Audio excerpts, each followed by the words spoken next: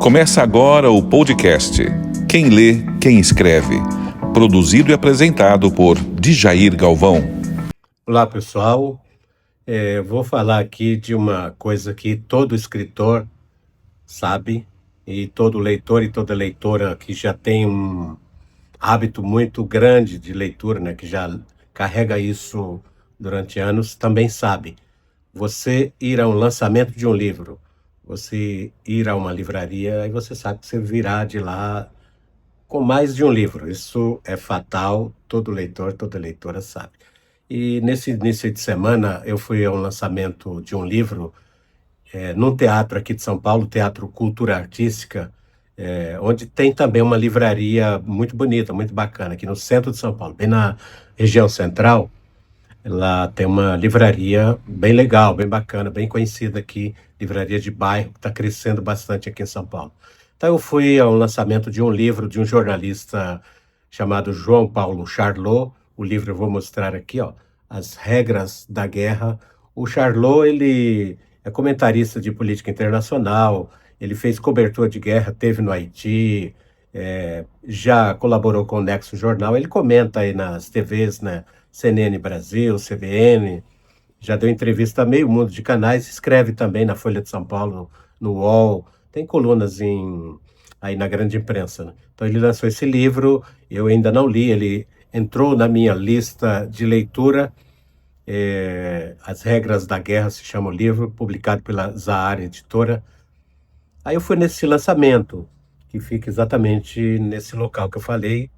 Foi no auditório do teatro, teve um pequeno debate, ele fez uma apresentação inicial, foi entrevistado por uma jornalista também experiente na cobertura de guerra e uma jornalista bastante conhecida da Folha de São Paulo, a Patrícia Campos Melo. E, enfim, foi um debate rápido ali, uma apresentação rápida do trabalho dele. Aqui ele faz um apanhado histórico sobre as guerras ao redor do mundo e ao longo da história. E também trata de questões como guerra justa, as guerras, que justificativas são dadas ou não para as guerras em curso no mundo, e faz também um histórico desde o que seria o primeiro grande conflito da humanidade, os conflitos registrados em livros das três principais religiões monoteístas existentes no mundo, enfim. Ainda não li, me parece um livro interessante, eu terminei indo e terminei então ficando curioso. Gostei da postura dele, eu já o acompanho no Substack, em outras redes e também na mídia tradicional. O João Paulo Charlot, que é o autor deste livro aqui, As Regras da Guerra. Muito bem. E aí, como eu disse, leitor, leitora, viciado no ramo aí, na coisa, né? Você termina dando aquela volta. Você tá ali na livraria, o cara tá autografando, aí você vê um, lê outro. E me chamou muita atenção um outro livro de uma autora cearense, mas é uma autora de porte nacional há muito tempo. Depois eu vou até fazer uma breve reflexão sobre essa história de regionalismo, que é uma balela sem fim, né? Sem fundamento algum. A Socorro Acioli, ela tem um destaque muito grande, além de ser muito premiada, uma autora brasileira muito premiada. Aí eu terminei, então, por via das circunstâncias de estar dentro de uma livraria, ter acabado de sair de um debate com um autor que acabava de lançar um livro, eu terminei, então, lembrando, e falei, caramba, o livro da Socorro Acioli, que atualmente é um dos mais aclamados, né? É este aqui, ó. Ele é da Companhia das Letras, A Cabeça do Santo. É uma história fantástica. Ela foi simplesmente aluna de ninguém menos do que o Gabriel Garcia Marques, né?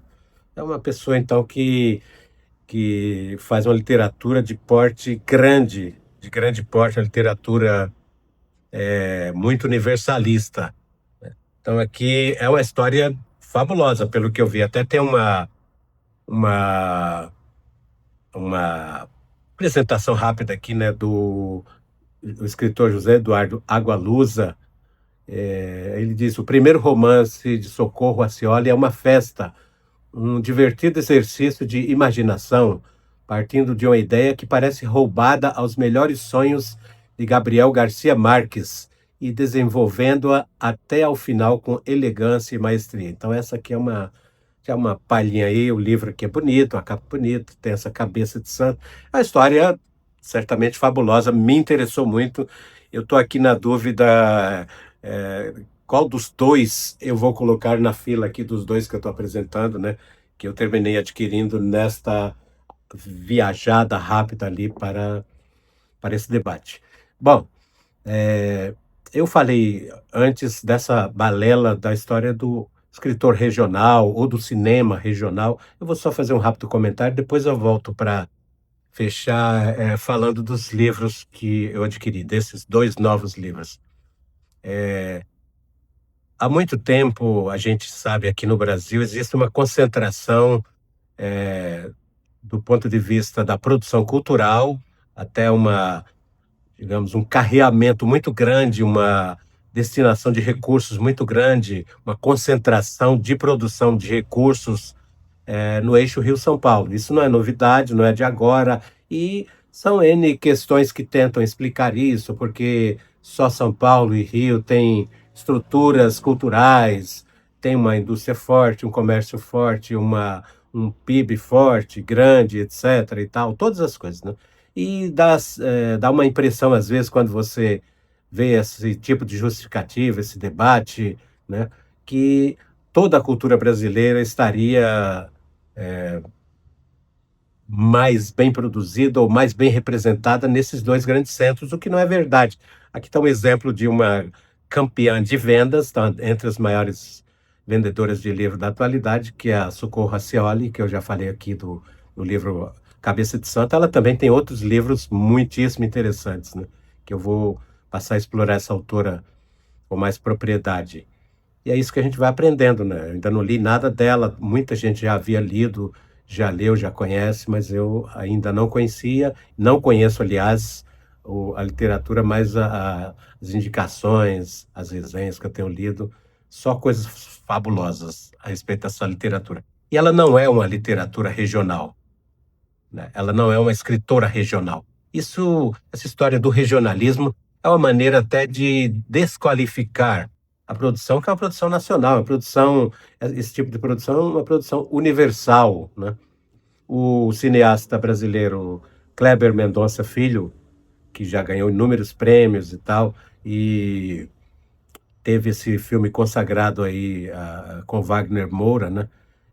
E vários outros filmes com a Sônia Braga, já teve Aquários, né? Enfim, você tem muitas coisas que ele já produziu no cinema, ele sendo natural de Pernambuco e tendo uma identificação muito grande com o estado de Pernambuco, com o estado do Recife, a sua obra perpassa o universo pernambucano também, mas a produção, eu acho que fica mais claro para entender esse raciocínio quando a gente diz o seguinte: não existe um cinema pernambucano. Ele se irritava bastante quando diziam: o seu cinema regional, seu cinema pernambucano, ou pessoas às vezes não entendem o que você diz no filme X, Y, Z, porque as pessoas não viveram em Pernambuco. Ninguém precisou viver o universo mágico de Minas Gerais, narrado, por exemplo, em Grande Sertão Veredas. Qualquer pessoa, em qualquer lugar do mundo, vai entender aquilo como uma literatura de caráter universal. Então, Guimarães Rosa não era um escritor regional, né?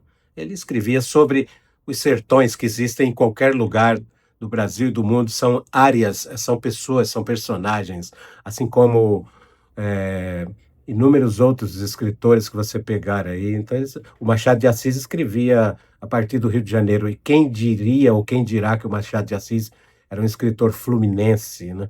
Ele escrevia sobre um universo de personagens universais, quer dizer, cada produção, seja no cinema, seja no teatro, seja na literatura, ela acontece a partir de um lugar, né? O Dostoiévski escrevia a partir dos seus lugares, né, na região da Rússia, mas ele era um escritor que, do seu lugar, ele conseguia chegar ao mundo, né. Então, acho que basicamente esse comentário é para entrar nessa seara desse debate bobo, até carregado de preconceitos, de certa forma, porque parece que tenta diminuir e privilegiar um tipo de produção, um tipo de literatura, um tipo de cinema, um tipo de teatro, como se ele fosse uma coisa regional. Você tem grupos de teatro na Paraíba, no Rio Grande do Norte, em São Paulo, no Rio Grande do Sul, em Santa Catarina, qualquer lugar que você pensar, vamos falando especificamente do Brasil, né? Você tem produção de teatro, de cinema, produção literária, e essas produções elas são produções de caráter nacional, de caráter universal, para melhor expressar isso aí, né?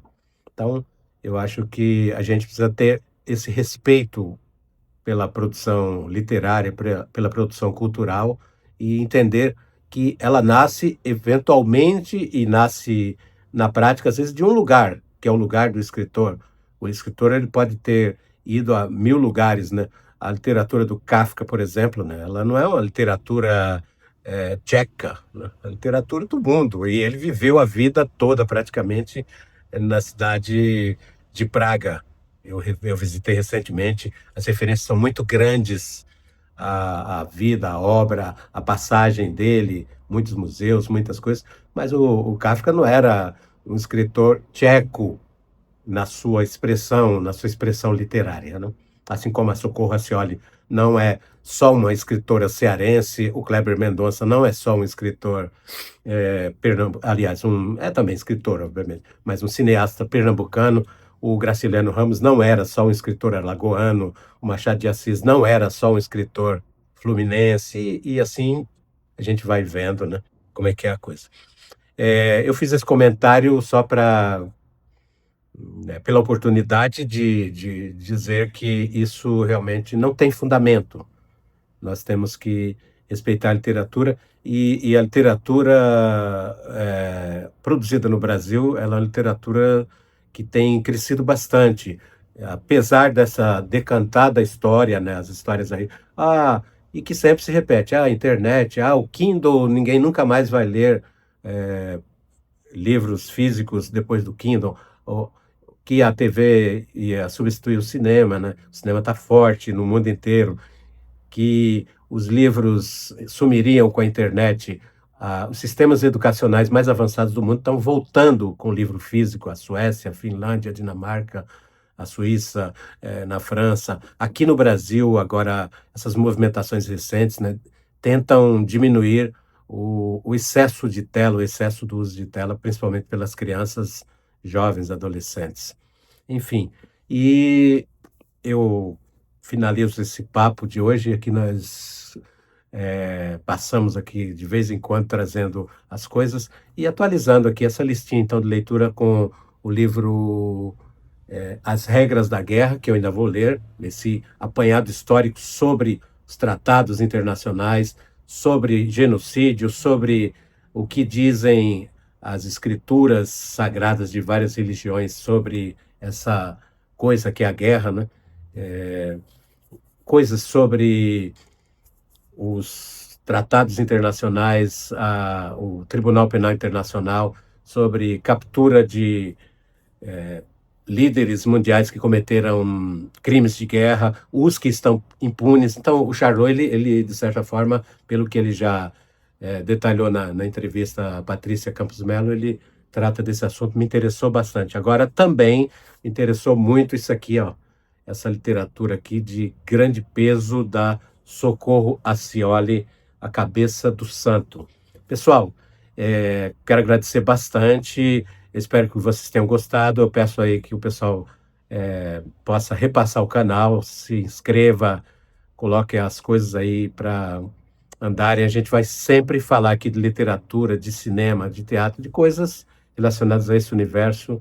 E vocês já sabem, né? Eu tenho 3 livros de literatura infantil, escrevo, leio, estou preparando coisas novas por aí, estou me dedicando de tempo integral agora à produção literária e vamos ver o que vem pela frente, tá bom? Um grande beijo, um grande abraço do Djair Galvão. Tchau.